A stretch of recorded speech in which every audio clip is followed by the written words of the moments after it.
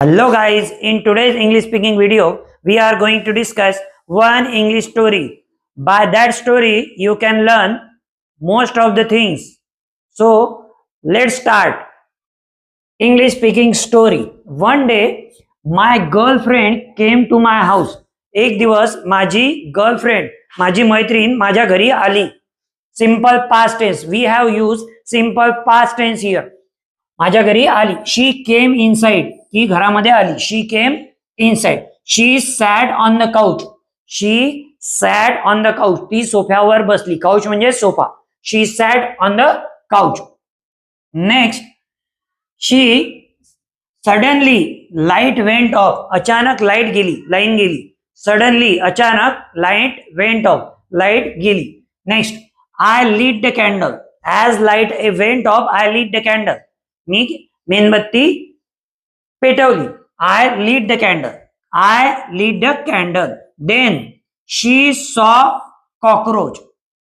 कॅन्डलच्या लाईटमध्ये तिने, माझ्या मैत्रिणीने कॉकरोच बघितला. She saw. Simple past tense we have use here. Second form of the verb I have use here. She saw the cockroach. तिने cockroach बघितला. Then she saw the cockroach. She ran amok. तिकडे तिकडे सैरा वैरा पळाली आणि एकदम स्तब्ध झाली. She ran amok and hug me tightly. आणि मला तिने टाईटली मिठी मारली. तिला maybe she might be scared. That's why she hug me tightly. She hug me tightly. I felt as if I had been in the haven. जसं तिनं मला मिठी मारली, I felt like I had been in the haven. मला जणू काही असं जाणवलं, ॲज इफ, जणू काही असं जाणवलं, I had been in heaven, जणू काही मी स्वर्गातच आहे. I started caressing her. I started caressing her.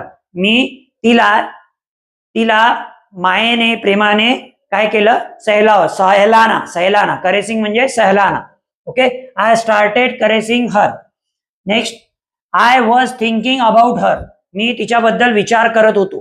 I was thinking about her. I was म्हणजे होतो, थिंकिंग म्हणजे विचार करत होतो, about her.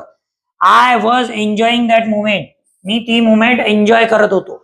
I was enjoying that moment. Past मध्ये ती ऍक्टिव्हिटी चालू होती. I was enjoying that moment. Next, suddenly light came. अचानक लाईट आली. अचानक लाईट आली. Suddenly light came. I became sad. मी दुःखी झालो, मला वाईट वाटलं. I didn't want light to